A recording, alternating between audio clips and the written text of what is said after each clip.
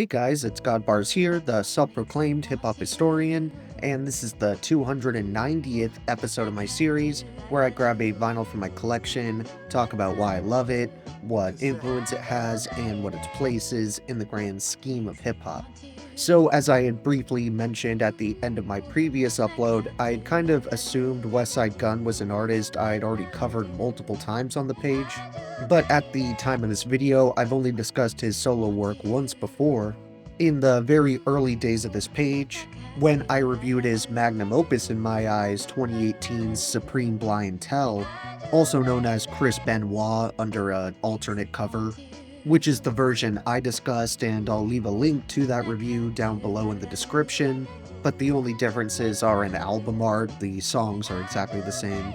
I think part of the reason it took so long to get to the first Flygod as an awesome god here, despite it being my second favorite release in Westside Gunn's entire discography, is because after having him on the channel the first time, I decided to hold off for a little bit to focus on other Griselda artists, like Benny the Butcher or Conway the Machine. But now that I've done at least one project from each of those guys, as well as associates like Stove God Cooks, Rome Streets, Ransom, and Boldy James, I feel like bringing Westside back is more than warranted, especially when it's an absolute top-tier LP in the pantheon of albums released by the Griselda camp over the years.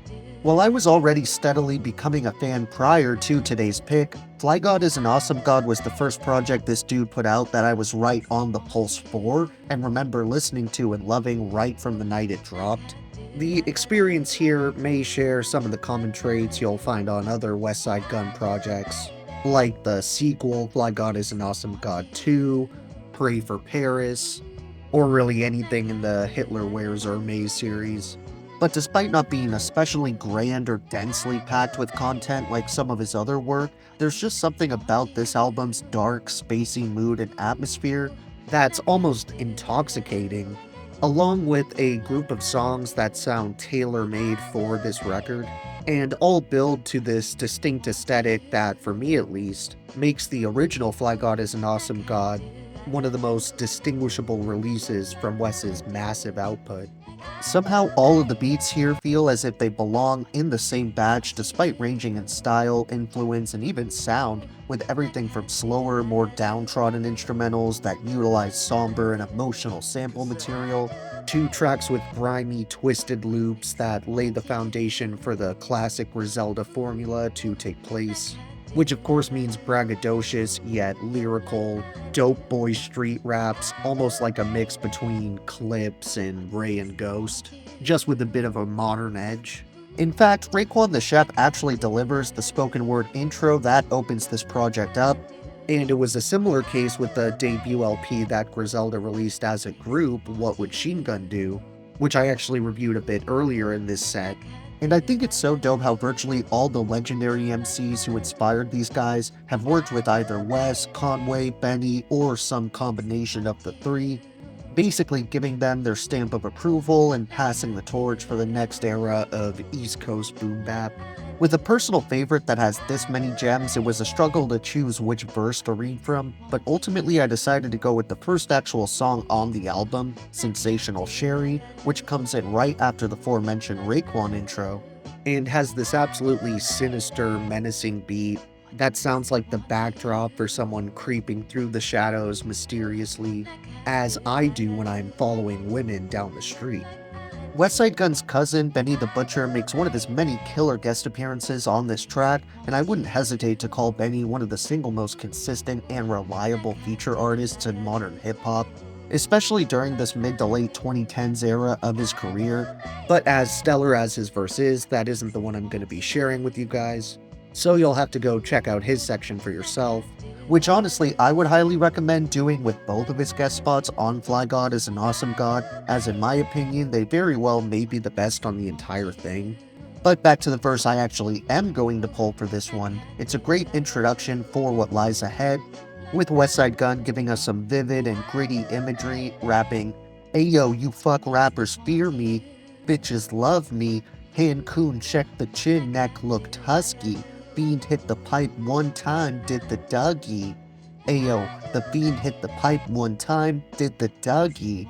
Ayo, my neck looking gorgeous. 10 pavement scrapers got the poles in the Porsche. Ain't nobody fucking with me, brother, that's on all of us.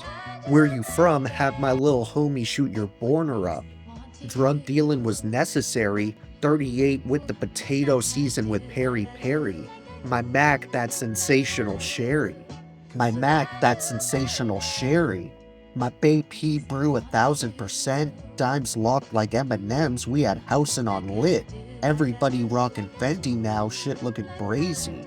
Griselda like the coke in the 80s. Griselda like the coke in the 80s. Ayo, every other week the people shooting at the groove.